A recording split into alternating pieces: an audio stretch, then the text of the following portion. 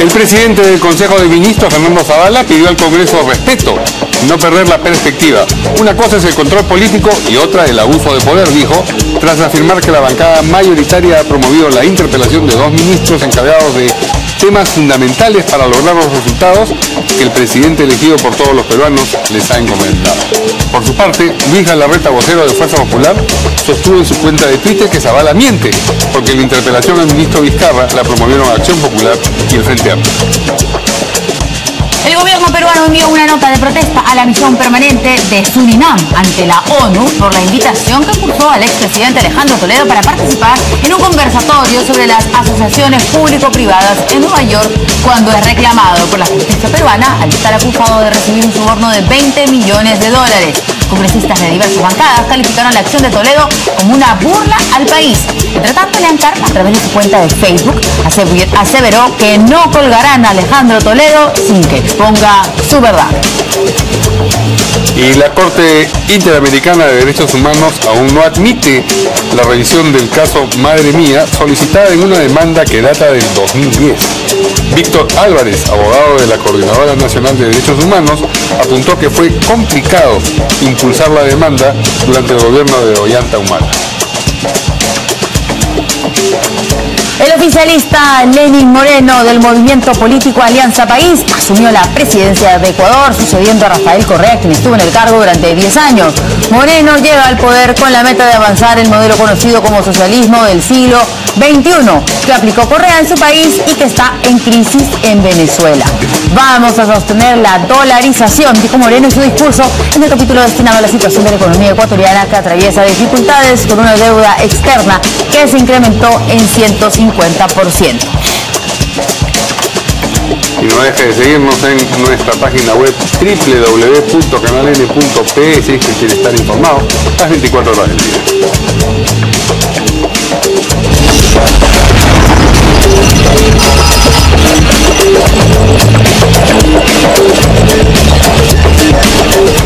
Amigos, ¿cómo están? Buenas noches, bienvenidos en Portada. ¿Qué tal, Verónica? Muy bien, ¿qué tal, Mario? ¿Cómo estás? Muy buenas noches. Vamos a presentar a nuestros invitados. Vamos a empezar rápido con algunas notas previas a los titulares. Tenemos a Víctor Andrés García Belaunte, congresista de la República, de Acción Popular. Aquí le damos las buenas noches. Y también a Juan de la Puente, analista político, colega, abogado.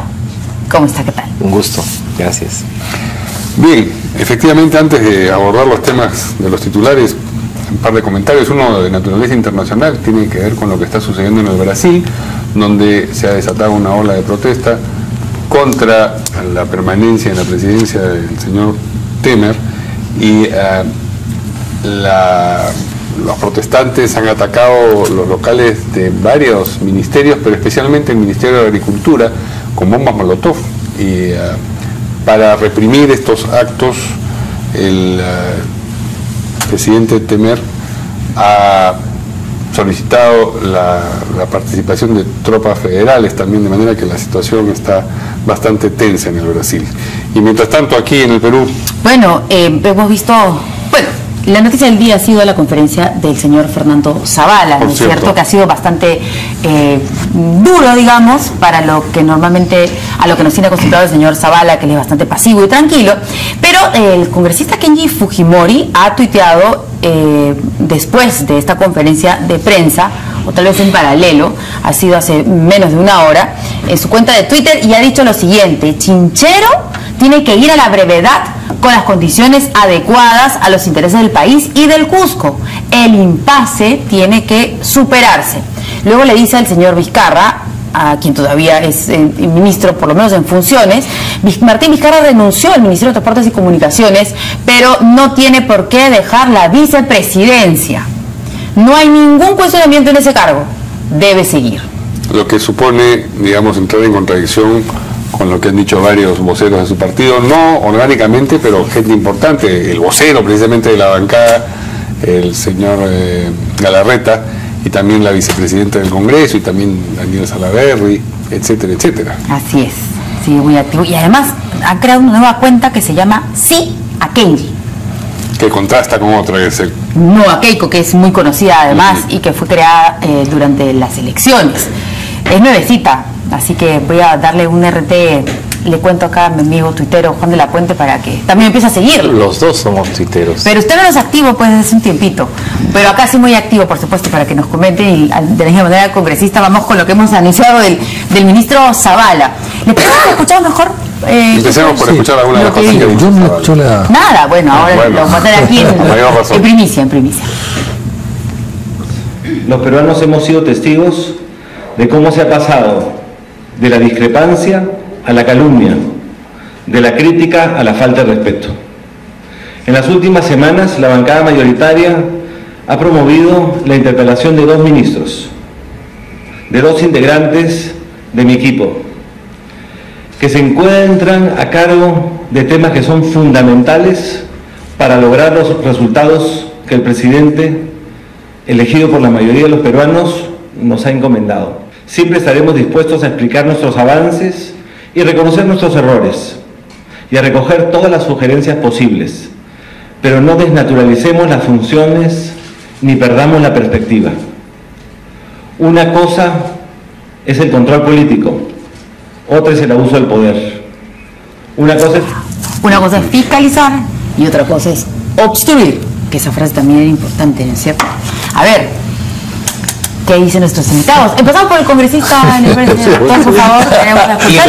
Pero ¿por qué si el analista político es eso, es un analista? Es mucho mejor. Pero para que analice primero el político tiene que hablar. Además es un gusto compartido. Tú tienes la representación. Además, sí, pero tú tienes la representación de la inteligencia. ¿Qué tal es flores? Yo no le voy a echar muchas flores, pero sí, no sé si gracias a usted o por su culpa, pero es esa conferencia de prensa, porque usted es el que ha impulsado todo esto del tema de... Sí, pero no me he mencionado, o sea que quizás no se haya dado cuenta. Vamos a contarle de repente. Quizás no se haya dado cuenta. A ver, yo creo que es una conferencia que demuestra una preocupación, una indignación y una reacción también a lo que está pasando en las últimas horas, en los últimos días. Pero la política es así, o sea, eso demuestra que es una persona que no tiene experiencia política. En los años 60, en el primer gobierno del presidente Belaúnde, a esta altura del gobierno, a menos de un año, ya había salido un gabinete completo. O sea, y habían habido interpelaciones sin censuras. Entonces, yo creo que no se ha dado cuenta que la primera mayoría está haciendo una oposición relativamente light, relativamente descafeinada, la verdad. O sea, yo que he visto esas oposiciones del APRE, del odrismo, de los años 60, y comparo con esta y veo un abismo, inclusive teniendo en esa época un liderazgo el gobierno, y teniendo una bancada que sin ser mayoría era coherente, era fuerte, era contestataria. Entonces, yo creo que es falta de experiencia política el primer ministro que salga a decir estas cosas de que hay abuso de poder. Abuso de poder, una interpretación no puede ser abuso de poder, una fiscalización no puede ser abuso de poder. Estamos discutiendo acá el tema de Chinchero, no estamos discutiendo acá la estabilidad del régimen, no estamos acá discutiendo la vacancia presidencial, no, ni siquiera estamos discutiendo la censura del primer ministro o la interpelación, ni siquiera eso se ha discutido. Yo creo que exagera, ahí está muy sensible a lo que está pasando, y bueno, no sé por qué, él tendrá que dar una explicación más adelante. Parece además un reflejo tardío, ¿no? Es decir, cuando ya renunció el ministro, admitiendo que lo afecta, digamos, la observación más que la del Congreso, la de la Contraloría, 2 días después aparece claro, digamos, exactamente, y la Contraloría a lo mejor tiene razón, no sé, pero es tardío de cualquier forma. Pero don Mario, la cosa es muy sencilla. La Contraloría es la entidad especializada en fiscalizar todos los recursos del Estado. Eso no convierte todo lo que dice inmediatamente en verdad consagrada, ¿no? Por supuesto, se puede discutir. No es el Vaticano, bueno, no da informes sagrados. Claro.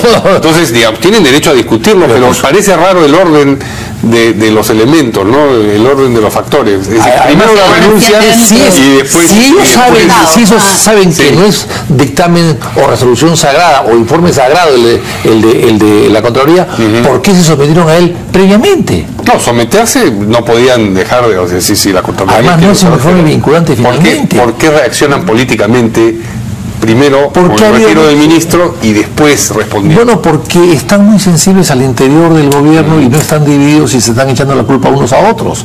Y han sacrificado inútilmente al señor Vizcarra, que lo han obligado, lo han insistido, lo han presionado para que siga adelante cuando él no quería seguir adelante desde el primer momento. ¿Cómo sabe? Porque dio marcha atrás en febrero.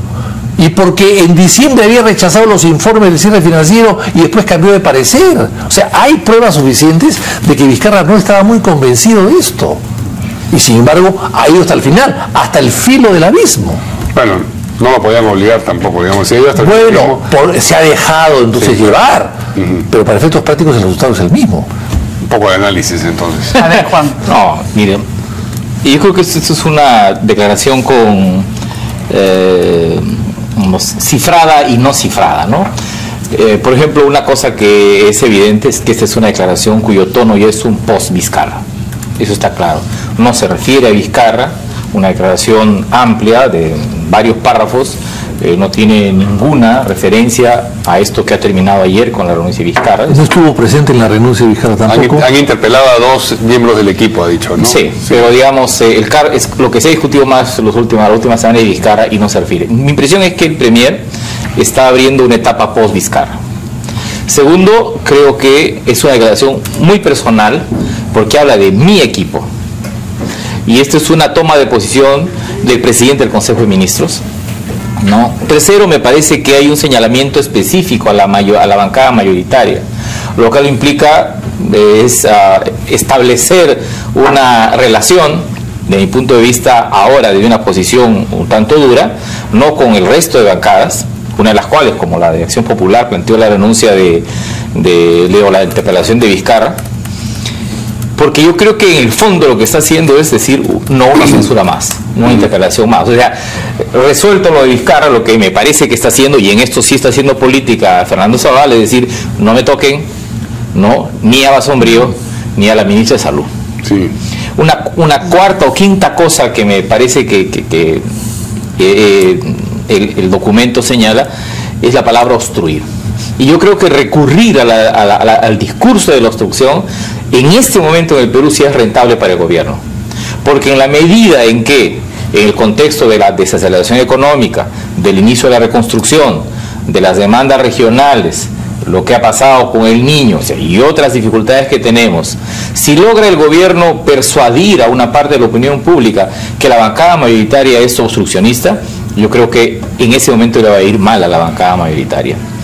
Y lo último, porque yo creo que se produce en el contexto donde, a pesar de las diferencias que se ha notado ahora, no ha habido una enorme oposición, eso coincido con Diego Andrés. Los 3 momentos de enorme confrontación entre el fujimorismo y el Congreso fueron el caso Moreno 1, 2, la interpelación y censura de Saavedra, y 3, lo de ahora. Todo el resto ha sido cooperación, ¿eh? El Congreso le ha aprobado elevar el déficit fiscal, una ley muy difícil, ¿eh? Le dio la investidura, le aprobó delegación de facultades, sí. le aprobó el presupuesto casi sin modificaciones, en 48 horas le aprobó la ley de reconstrucción. Entonces, en el balance, mi impresión es que la opinión pública tiene razón cuando en la encuesta de GFK anterior solo 2/3 creen que el gobierno y el fujimorismo se llevan muy mal a las patadas, y 2/3 matizan, ¿no? Entonces, pero yo entiendo el punto de vista de Zavala.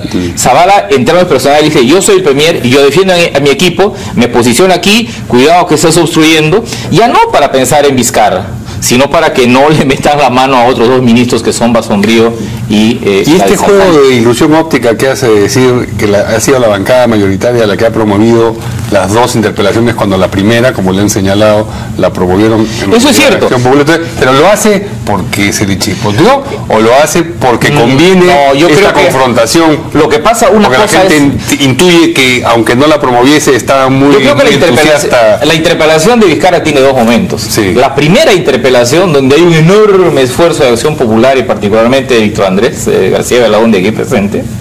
Esto se suspende en el proceso del niño, se retoma en una segunda oportunidad, Y ahí aparece más el fujimorismo muy cómodo con la interpelación. De modo que el día viernes en que se produce pues el debate, ¿cuánto? 10, 12 horas. El jueves. El jueves el debate 2 horas. 12 horas. ¿Yo qué vi ahí? Vi la bancada fujimorista que estaba, claro, sin mucho contenido, ¿no? Pero estaba abiertamente con... Habló más de los troles que el tema... Entonces, claro, si uno mira esta segunda interpelación, pero si lo junta con el debate el día jueves, era evidente que ahí había una carga. Bueno, los contenidos más específicos y el detalle lo pusieron pues el congresista Villanueva, Víctor Andrés, habló sobre eso, me parece, Jorge del Castillo, Mulder, ¿no? Claro, pero ahí el número también pesa, pues, porque deben haber hablado que unos 20. No, 15, 43, 44, 50. Ya, entonces 50. No, 50 en total han hablado. De ellos habrá sido pues unos 30 del fujimorismo más o menos, ¿no? Entonces eso es lo que me parece que es el comunicado. Ahora, el fujimorismo puede reaccionar en la lógica de Galarreta y decir, eso es mentira, yo me posiciono y aparece una fricción. Pero si al fujimorismo no le conviene aparecer como obstruccionista, puede dejar que pase, hacerle una Verónica a ¿no? Hacerle una Verónica a este pronunciamiento y seguir para adelante. Y mucho depende de cómo reacciona también la bancada, como dice Zavala, la bancada mayoritaria, ¿no? Sí. Pero ahora, yo quiero añadir algo más a lo que ha dicho Juan. Esa es una teoría la que ha dicho Juan que me parece muy interesante. Pero yo tengo otra teoría. Por favor. Que está de salida, Zavala. Por eso es que dice lo que dice. Ha dicho, una cosa es discrepar, otra cosa es calumniar. Esto es un abuso de poder. O sea, se está enfrentando a la primera mayoría y a la segunda y a la tercera, a todas. Al Congreso. A toda la oposición se está enfrentando en el Congreso. ¿Por qué? Porque se está yendo, pues es evidente, está haciendo maletas. Pero faltan 30 días para acabar la legislatura. Entonces, ya hoy día se ha aprobado en la Comisión de Fiscalización darle poderes especiales para que investigue el caso Chincheros. Entonces van a llamar a su hermana, qué sé yo, a todos los parientes, a todas las amigas, en fin, va a llamar a mucha gente, esa Comisión de Fiscalización que la preside Becerril. Entonces, yo creo que está yendo. Por eso es que se enfrenta de esa manera, para irse pues con la pata en alto. No sé, ahí habría que revisar casuística, Víctor Andrés. Es decir, Zavala tiene 40%. Y yo no he visto un premier en los últimos 15 años tan empoderado como lo es Zavala, y que después de todo este rifirrafe tenga incluso más aprobación, más crecimiento de aprobación que el propio PPK. PPK se ha mantenido en 43 y Zavala ha subido de 34 a 40 o de 35 a 40. Y entonces, que se vaya un premier con 40%, que para el registro peruano es un número alto, sería una cosa inédita, salvo que se está yendo, se vaya a otra responsabilidad. Podría ser también, ¿no? Pero yo lo que veo es defendiendo un gabinete que en gran parte lo ha hecho a él, porque en coincidencia eso conmigo, es que desde 1980 los gabinetes han sido hechos por los presidentes.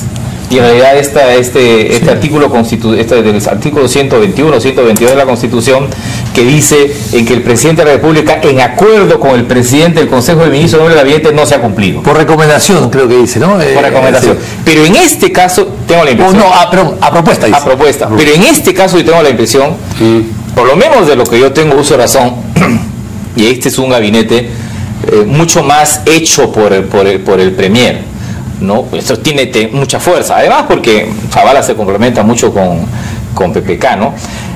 Un post Zavala en este momento me es difícil imaginar, porque eso implicaría privar al presidente de una persona con quien confía mucho, y sí estaríamos ahí entrando ya a otra discusión sobre la debilidad un poco más estructural del gobierno, ¿no? A ver, yo quisiera retomar la pregunta original de Mario.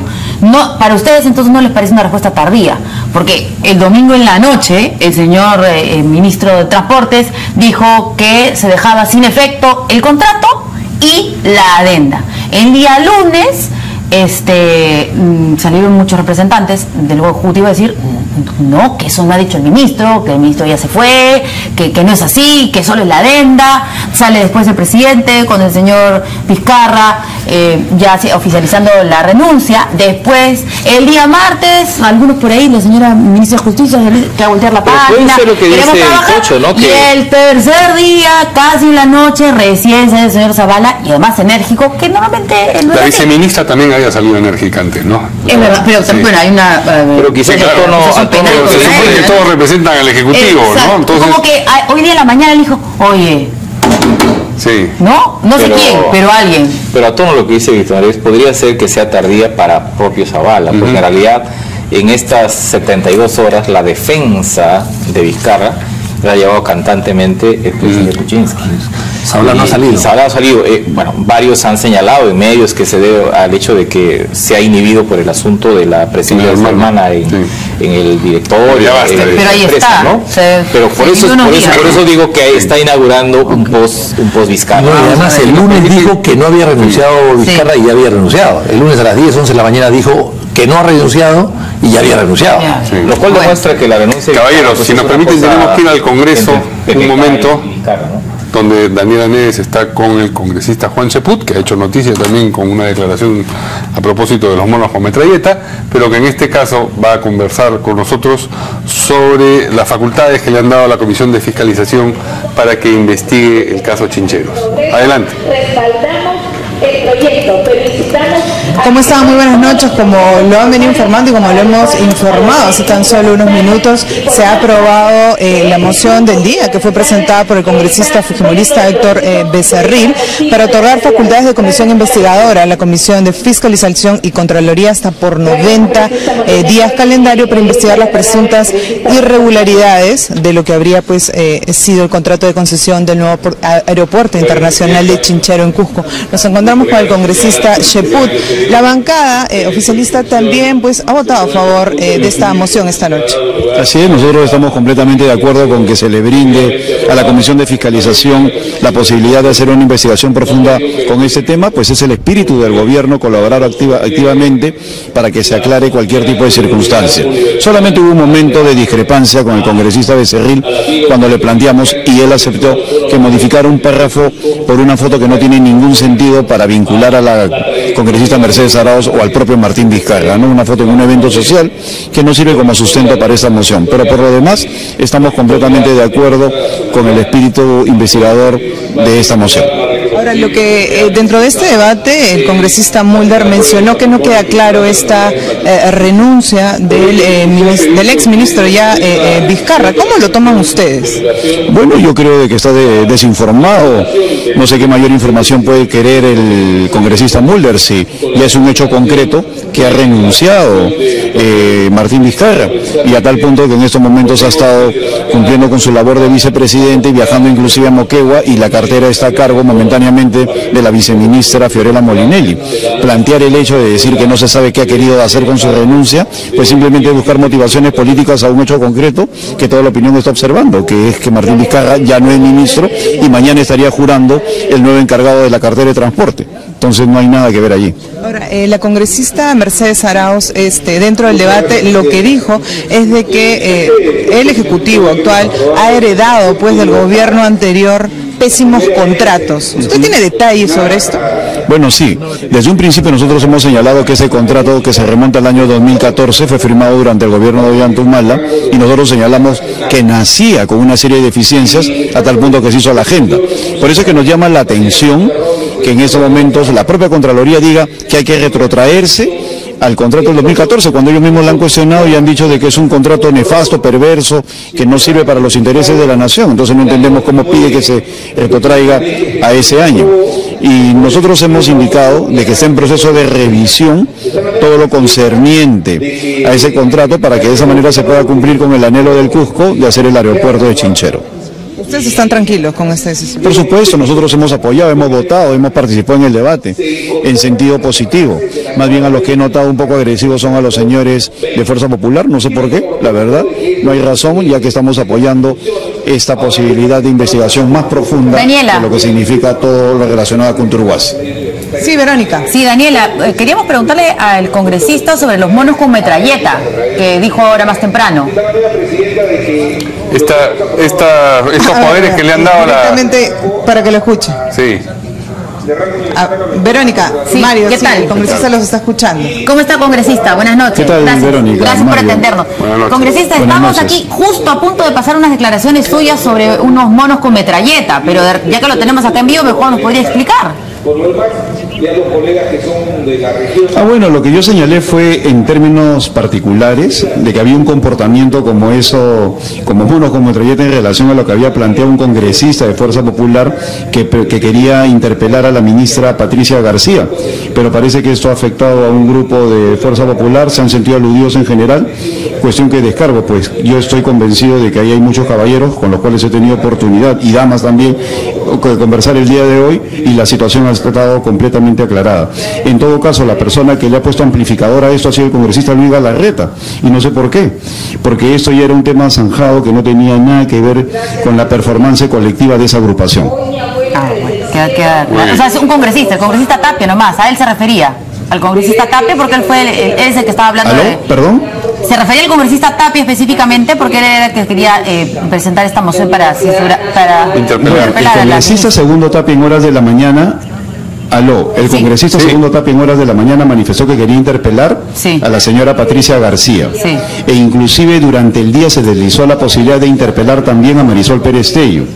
Entonces, la analogía o invocar esa figura tenía como objetivo solamente señalar que se estaba abusando del mecanismo de la interpelación como fundamento del control político, pero de ninguna manera configuraba una performance permanente de Fuerza Popular. Sin embargo, a pesar de que estaba vinculado a un par de personas o hoy día se ha tratado de generalizar, a pesar de que durante el día ya se había aclarado esta figura. Muy bien, muchas gracias al congresista Juan Cheput, que ha aclarado su observación sobre el mono con metralleta. Igual no creo que les haya gustado a los fujimoristas ser aludidos parcial o generalmente con esa figura. Muy bien, vamos a escuchar también lo que han comentado sobre eso el congresista Becerril y el congresista Miki Torres. Lamento las declaraciones del colega Juan Cheput, que ha tenido estas infelices declaraciones, por decir lo menos. Decirles que tanto les ha dolido que se les ha caído el gran negociazo de Chinchero para que tanto el presidente como Juan Cheput y otros congresistas salgan a insultar a la oposición. Yo creo que eso finalmente demuestra pues todo lo que había atrás de esta firma de esta adenda. Simplemente ellos insultando se desnudan lo que ellos estaban buscando, apoyar a una empresa privada y no al Estado. El argumento de Juan. Yo en realidad invocaría primero a cuidar las palabras que utilizamos y yo creo que Juan no ha tenido la intención de lanzar ese calificativo, pero en todo caso también cuidemos, porque a veces uno se dispara al propio pie, ¿no? Entonces no necesariamente los golpes vienen de otro lado, sino que los errores los pueden estar cometiendo dentro del mismo grupo. Y yo creo que antes de hablar del otro lado sería bueno que uno con bastante humildad empiece a revisar qué es lo que está sucediendo en tu propio grupo de trabajo y ver si es que...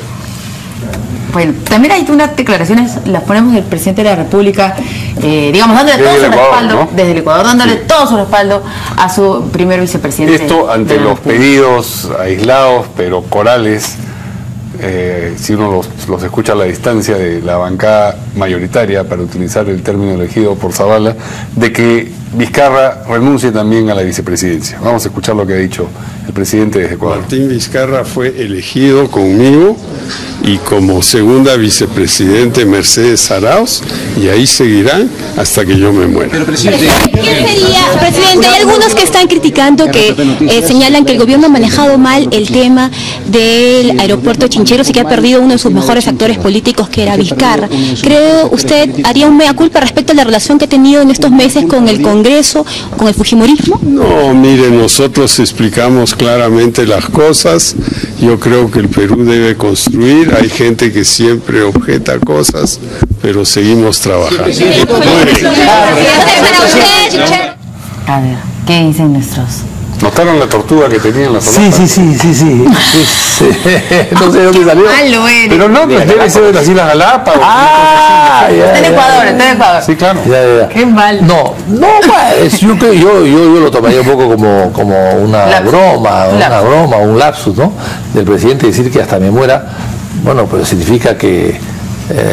es hasta que termine el gobierno, en realidad, ¿no? En realidad, debo decir eso hasta que termine mi gobierno, porque si dice hasta que te muera, la gente puede pensar que se va a morir antes de que termine el gobierno. Y cambiar la Constitución. Y eso nadie lo desea. Eso nadie lo desea. No, pues, cambiar la Constitución se asusta acá. Entonces yo creo que es una expresión inadecuada, ¿no? Totalmente inadecuada. Ahora, que respalden sus vicepresidentes, tiene que respaldarlos, es parte de su fórmula presidencial, con ellos ha hecho una campaña, con ellos ha ganado, en fin.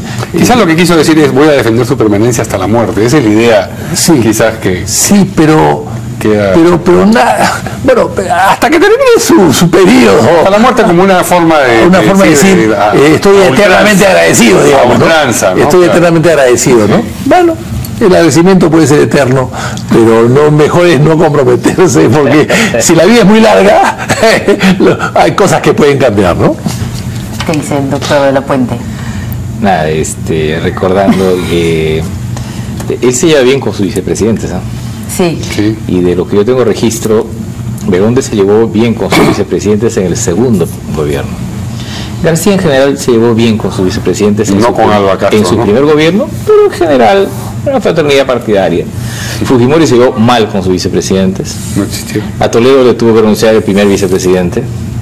Humala le tuvo que renunciar su primer vicepresidente, Chejade, y después renunció Marisol Espinosa. Ay, ¿verdad? Y renunció al partido, no a la vicepresidencia. Sí, pero después de un gran enfrentamiento. Sí, claro. Y bueno, y luego, y antes en el segundo gobierno de García, en realidad no se llevó muy bien con su primer vicepresidente, que me parece que era el almirante Iampietri. Sí, con su segundo vicepresidente. De modo que, digamos, yo celebro que tengamos un presidente que se lleve bien con sus vicepresidentes, ¿no? y que los defiendan, ¿no? Salvo ese lapsus de la muerte, ¿no?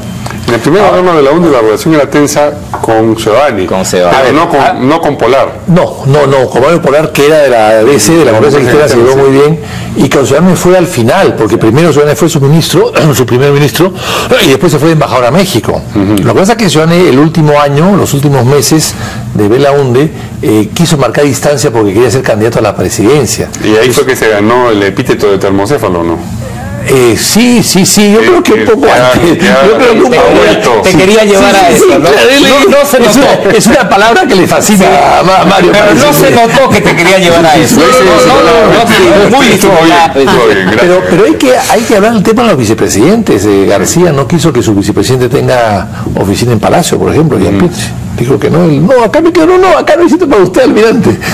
Y los vicepresidentes nunca han tenido oficinas, salvo cuando llegó Toledo, que los vicepresidentes hicieron una oficina en Petroperú. Pero ha habido constituciones en el Perú que no ha habido vicepresidentes. Hay otras constituciones que han tenido un vicepresidente. Y los dos vicepresidentes es una creación de Ramón Castilla. En otros países no hay vicepresidentes. En Chile no hay vicepresidentes. Claro. En Venezuela tampoco había, hasta que últimamente creo que Chávez lo puso. Es decir, el ministro del Interior es el que asumió la presidencia. Y cuando Prado fue su primer gobierno en el año 39-45, Manuel Prado Garteche, él viajaba y no dejaba a sus vicepresidentes encargados de la presidencia, porque tienen una tarea muy interesante. Decían, señores, yo viajo oficialmente, yo viajo representando al Perú, no puede haber dos presidentes, uno viajando y otro en Lima, no puede haber. Y por eso el artículo 113 de nuestra Constitución dice que cuando viaja el presidente queda encargado del despacho. Así es. Bajo la idea de que no puede haber dos presidentes, uno afuera y uno adentro, ¿no? Exactamente. Solo el despacho. Así es, encargado del despacho. Muy bien. O sea, no es presidente, no asume la presidencia. Se encarga del despacho, despachar papeles, firmar resoluciones, las cosas que él no puede firmar porque está de viaje. Eso. Muy bien, aclarado eso, vamos a una pausa y vamos a regresar luego con la nota de protesta que el gobierno peruano le ha enviado a la misión permanente de Surinam ante la ONU por la invitación que le cursó ayer Alejandro Toledo para que participara en un conversatorio, aun cuando es reclamado por la justicia peruana. Con eso volvemos.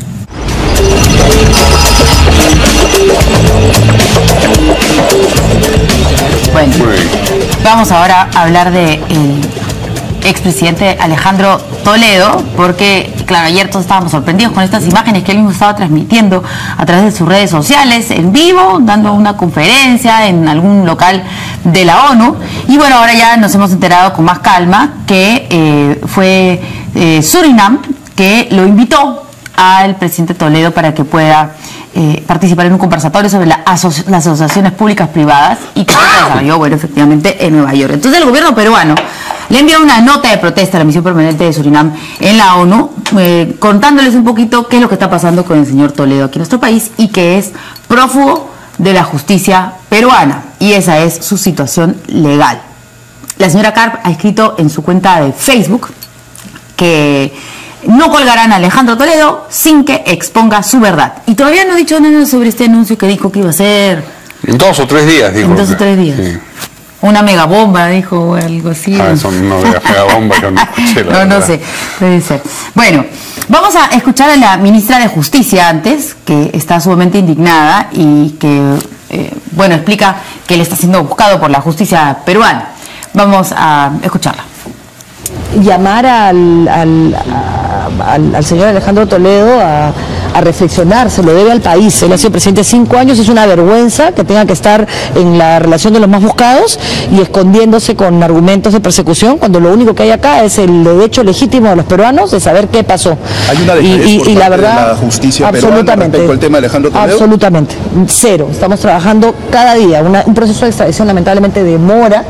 No es una cosa que sea muy rápido. En Estados Unidos puede demorar 6 meses, 1 año, 1 año y medio, depende. Esto tiene una alta complejidad. Hay 2 pedidos de detención, un pedido con el Código Procesal, otro pedido con el Código de Procedimientos. Hay una audiencia de acumulación en las próximas horas, el día de mañana. Esperemos que se acumulen ambos procesos. Esa es una decisión que no depende de nosotros. Él no debería estar dando una conferencia de prensa, debería estar declarando frente al fiscal y frente al juez. Pero bueno, lamentablemente el señor Toledo nos ha demostrado que no está a la altura de las circunstancias. Yo creo que debería estar acá, uno no tiene que temer nada si cree que no ha hecho nada. Y si cometió un delito, bueno, pues que venga y lo asuma. Pero creo que es una falta de respeto para el país que tenga que estar un expresidente en la lista de los más buscados, utilizando su cuenta de Facebook para defenderse, cuando tendría que ir ante la justicia a exponer su razón. Pero a mí, la verdad, me llena de indignación y de vergüenza tener que estar pasando por este papelón internacional y que él no pueda asumir las decisiones que tomó en su momento, o por lo menos dar las explicaciones que estas ameritan. Pero él sostiene que no se está... Muy bien. A ver, ¿qué dicen acá nuestros invitados? Ahora sí, ¿no? Bueno. Bueno, primero quiero decir qué es Surinam, ¿no? A ver. Surinam es un país que tiene una dirección política muy cuestionada. El presidente de Surinam ha sido condenado por tráfico de cocaína en los Países Bajos.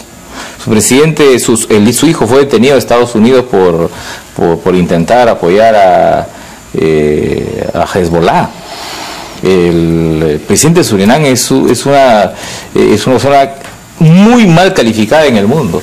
Fue un golpista en 1990, me parece 92, derrocó al gobierno constituido. Se ha reelegido 20 veces. O sea, estamos hablando pues no de una democracia, estamos hablando de una republiqueta, ¿no?, que se ha prestado para una parodia de esta naturaleza. Y a mí me parece que ha hecho muy bien la Cancillería en expresar dos cosas, ¿no?, su condena y su protesta ante Surinam. Supongo que no le importará mucho a Surinam, había cuenta de que su gobierno está en esta actitud desde muchos años. Y en segundo lugar, decir que esto no tiene nada que ver con Naciones Unidas, ¿no? Es una responsabilidad. Es como que el Congreso peruano tiene 15 salas, ¿no? Y en una de las salas un congresista pide y hace un acto indebido, no le van a echar la culpa pues a Luz Salgado, ¿no? Entonces, pero ya en el plano político me parece que si lo que Alejandro Toledo ha querido buscar es publicidad, más solidaridad, yo creo que solo ha encontrado publicidad, ¿no? Y de ese punto de vista, hasta en términos de defensa, me parece que es una cosa muy mal hecha, grotesca, que yo creo que no le ayuda nada a su propia posición. Pero a mí me interesaba mucho decir qué es Surinam, ¿no? O sea, Surinam no es pues un modelo de democracia de país y no tiene una dirección política de ese país reconocida como democrática, ¿no?, en el contexto del mundo, ¿no? Sí, estoy de acuerdo con Juan. Surinam parece una republiqueta del continente, porque está en Sudamérica y además es pequeña, con miles de problemas y pobrezas y corrupción. Es una cosa espantosa. Parece que estoy hablando del Perú. No. Pero lo cierto es que es lo que decía Juan, es decir, la ONU es muy grande, es un edificio inmensamente grande, donde tiene muchos ambientes y donde no cualquiera, pero hay mucha gente que puede hacer algún tipo de reuniones. Y en el caso de Toledo, si vemos bien en la película, no está delante de una mesa, está delante de un órgano. O sea, ha sido una reunión para festejar algo con música, y parecería que él se ha adelantado, hay micro al lado del órgano. Karaoke, qué cosa estaba y bueno, ya ha hecho una conferencia de repente de 5 minutos o de qué sé yo. No, ha sido largo. Pero no lo bajó, déjalo hablar. No se ve. Bueno, sí, pero no se ve pues los 20, media hora, delante de un órgano. Sí, alguien está tocando allí, animando una pequeña fiestita, ¿no? De surinames, no sé cómo se les puede decir. ¿Cómo se dice? Surinamenses, ¿no? Ha estado animando y él es un espontáneo. Es un espontáneo que se mete ahí y ha hecho 4 cosas. No creo que haya sido una cosa formal. Ha sido una cosa, una reunión social y donde él ha estado allí y ha querido participar. Esa es la impresión que tengo yo, por lo que he visto. Finalmente, la ONU no tiene que hacer nada en el asunto. Hay que recordar que el Perú es fundador de la ONU. El Perú firmó la Carta de San Francisco en el año 45. En esa época eran 51 países los que firmaron la Carta de San Francisco, que es la partida de bautizo de la ONU, y el Perú fue uno de esos países, y habían 22 países de América Latina, no estaba Surinam, y el Perú tuvo mucha importancia. O sea, hay un respeto tremendo hacia el Perú, porque ha sido además un secretario general de las Naciones Unidas peruano, ha sido Víctor Andrés Braún, de presidente de la Asamblea. O sea, hay un respeto por el Perú. O sea, nadie le ha faltado el respeto al Perú en las Naciones Unidas. Esto es una cosa espontánea, focalizada, y donde Toledo ha querido... ¿Qué quería? Esa es una... Yo creo ha querido demostrar... Que sigue teniendo una prevalencia... Exactamente, pero lejos de lograr adhesiones en el Perú, ha logrado rechazo. O sea, no ha sido una publicidad buena para él, no ha sido. Él de repente lo hizo pensando que sería una buena publicidad. No, se equivocó. No ha sido una buena publicidad para él en el Perú. Y ha querido comprometer a la ONU, no la compromete, porque la ONU nada tiene que ver con eso. El secretario general o los subsecretarios diversos que hay ahí no saben nada, lo más probable. Entonces yo creo que, además creo que ha sido inclusive una carpa que está al costado del edificio principal, ni siquiera dentro de los jardines, sí, pero no en el edificio principal, sino una especie de carpa que hay al costado. Así. Entonces, no sabe uno si reír o llorar, la verdad. Sí, lo impresionante es que esto que indignaría en tantos otros casos, a pesar de que hay todas estas acusaciones, en el caso de Toledo termina provocando por alguna razón hilaridad, ¿no? Sí, bueno. Pero también es cierto que de esto estamos hablando, y se ha hablado ayer y se ha hablado hoy día. Sí, claro. Y entonces también hay, digamos, en los medios, pues una responsabilidad, porque lo han situado como una operación política, como cuando coincido con Víctor Andrés, porque es una opereta, ¿no? O sea, es una maniobra de muy mal gusto, muy tosca, ¿no? Nadie habla nadie habla con un micro, con un órgano abajo si no lo vas a tocar. Es una cosa elemental. Hay un órgano ahí, alguien está tocando. Y él de órgano y de perro no sabe nada. Entonces ha usado el micro. O sea, es una cosa improvisada, es espontánea. Y en una bolsita ahí sacaba cosas, no era... Creo que ha sido contraproducente además, ¿no? Y esta observación de Elian Karp en su cuenta de Facebook, en el sentido de que no colgarán a Alejandro Toledo sin que exponga su verdad, que bueno, se puede entender como que lo van a colgar después, digamos. Yo creo que hay que darle toda la oportunidad para que se defienda, por supuesto que sí. Pero claro, defenderse de fuera es más difícil que defenderse desde dentro, ¿no? Desde dentro puede hacer una mejor defensa que estando afuera, es evidente, pero en fin, cada cual escoge la estrategia de defensa que quiere. Pero ¿no? La imagen además ha generado una sensación de impunidad, ¿no? O sea, las cosas ya están clarísimas sobre el tema de Coteva, finalmente después de tantos años que todo el mundo sabía cómo era, pero ahora ya la justicia lo tiene más claro, ¿no es cierto? Y el señor está en Estados Unidos paseándose de un estado a otro, da la impresión y lo que le da la gana, riéndose en nuestra cara, ¿no?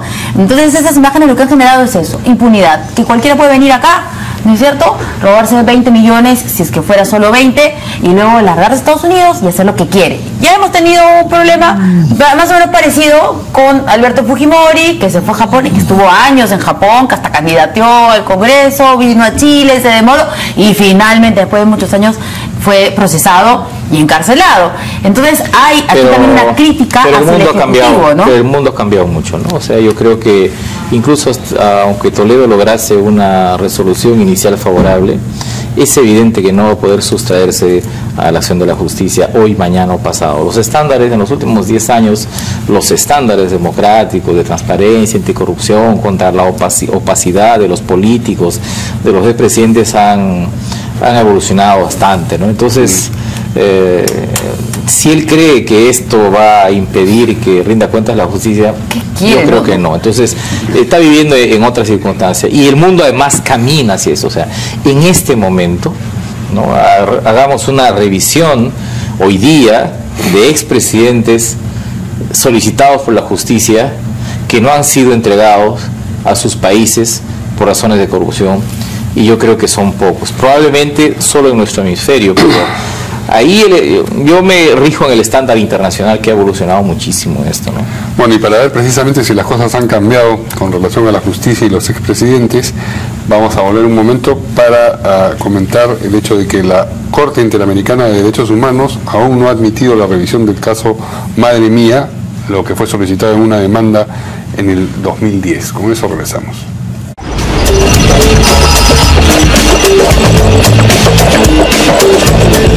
Muy bien, la Corte Interamericana de Derechos Humanos aún no admite la revisión del caso Madre Mía solicitada, esta es la noticia, en una demanda que data del 2010, es decir, casi 7 años ha de tener la demanda, pero Víctor Álvarez, abogado de la Coordinadora Nacional de Derechos Humanos, ha apuntado que fue complicado impulsar la demanda durante el gobierno de Ollanta Humala, que cubre pues 5 de estos casi 7 años.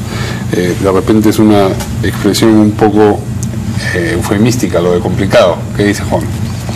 Bueno, ahí tengo determinada ventaja, ¿no? Y yo soy guanuqueño y el departamento donde vengo ocupa una parte del Alto Guallaga, o el Alto Guallaga ocupa una parte del departamento, porque el Alto Guallaga se extiende también al sur de San Martín.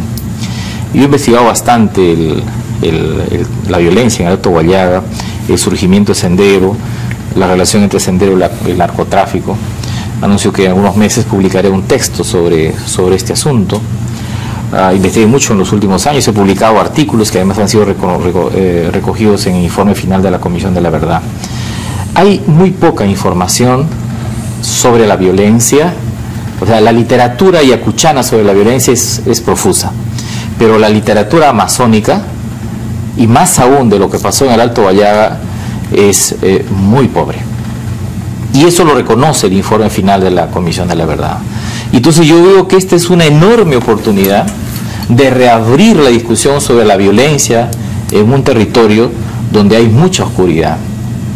Y yo creo que no solo es un asunto de Humala, o sea, no es que es Humala y Madre Mía, es Humala y Madre Mía y un conjunto, ¿no?, de circunstancias, de hechos y fenómenos que se producen desde 1983, que data más o menos la aparición del terrorismo en el Alto Guallaga, por lo menos hasta el año 1994-95, cuando se produce la operación Aries, que es la última gran operación de las Fuerzas Armadas.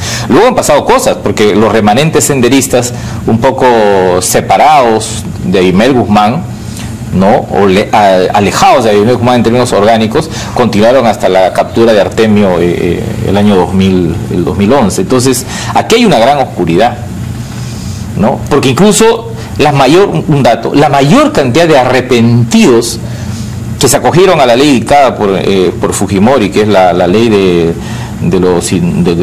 la Comisión de Indultos del padre Huber Lancier y el defensor del pueblo, están en el Alto Guallaga. Y poco se ha investigado ahí. Dos personas que han investigado mucho son el periodista Felipe Paucar Marieluz de Tingo María y la hoy vicepresidenta de la región Huánuco, que en ese momento era una joven abogada en Aguaitía, Rosalía Stork, ¿no?, además que era activista de la iglesia, de la parroquia.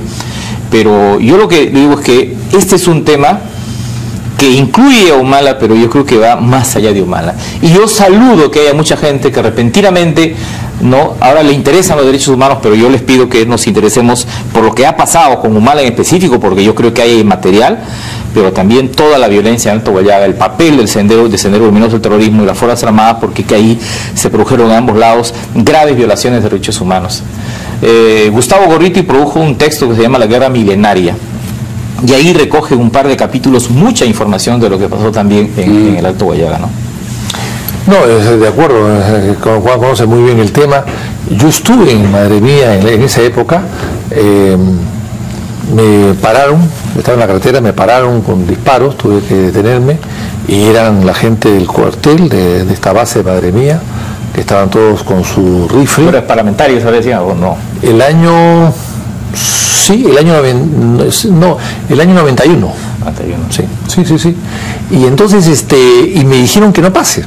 Yo quería ir a Ucayaco, a Tocache, en fin, y me dijeron que no pase, me recomendaron que no pase. En Tingomaría también me habían dicho lo mismo antes, pero yo quería ir, ¿no?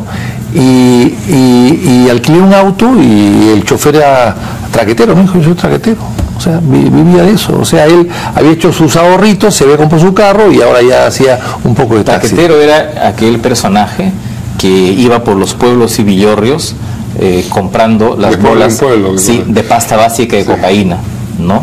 Y el nombre de traquetero viene porque la mayoría de ellos lo hacían en moto. Y las motos suenan pues traca, por eso de ahí viene traquetero, ¿no? Bueno, ese traquetero que me dijo que ya no lo era, porque me había hecho su plata, se había comprado su carrito y ahora se dedicaba a hacer, en fin, taxi colectivo. Y conocía a todos, por lo tanto, con él pudimos pasar y llegar hasta Tocache. Entonces, pero encontré ahí una gran división, los que estaban en contra y los que estaban a favor, o sea, una sociedad totalmente dividida y asustada. Entonces, yo me imagino lo que puede haber pasado en esa época.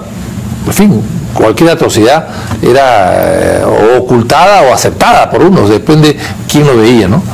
Ahora bien, me llama la atención que la Comisión de la Verdad en esto no diga casi nada.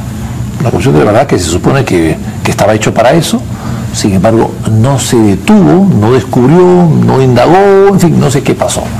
Y eso también, de alguna manera, ha permitido que este hecho no se conozca mucho o no se, se investigue posteriormente a los hechos.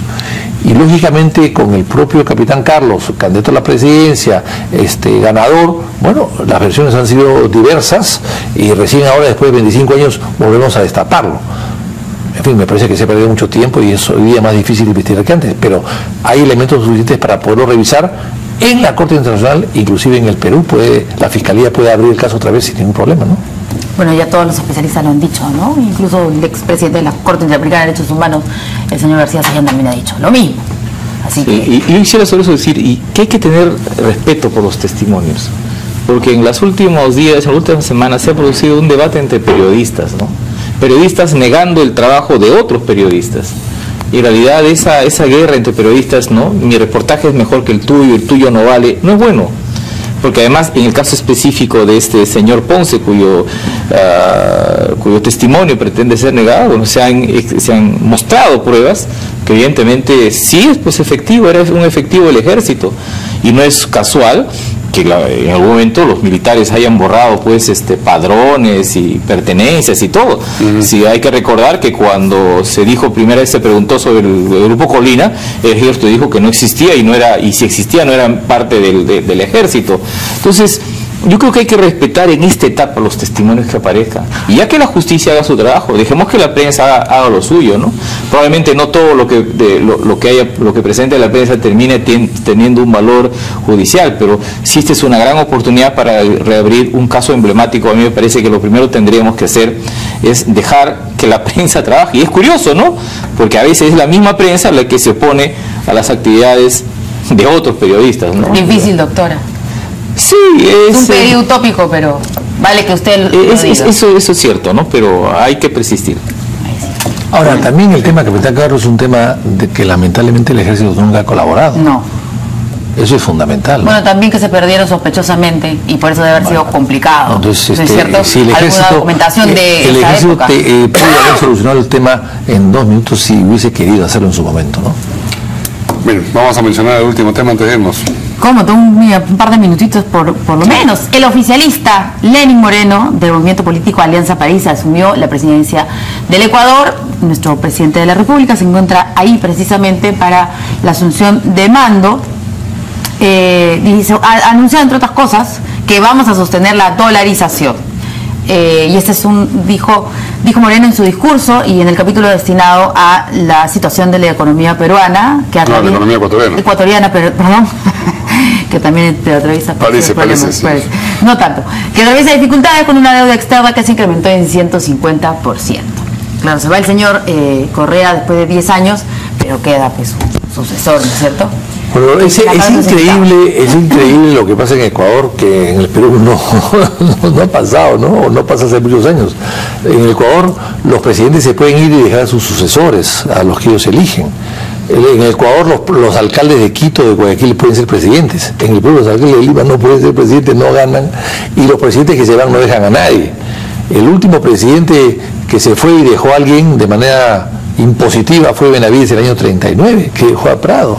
Pero después nadie más ha logrado dejar a un sucesor. Más bien basta que seas tú del mismo partido o sucesor elegido para que nadie te elija. Entonces yo creo que acá es una lección para ver y estudiar, ¿no? ¿Qué pasó en Ecuador? ¿Qué pasó en Ecuador para que Correa finalmente, con cierto éxito, inclusive económico en su gobierno, ha podido dejar a su vicepresidente como presidente y el irse, como lo hemos visto, aplaudido, ¿no? Me siento muy representado por el punto de vista de Vitocho, no tengo nada más que... Por Dios, joder. Muy bien, aprovechamos los últimos segundos. Hay un pedido en el Twitter para que usted diga algo sobre una propiedad que tiene en Anta, si la tiene.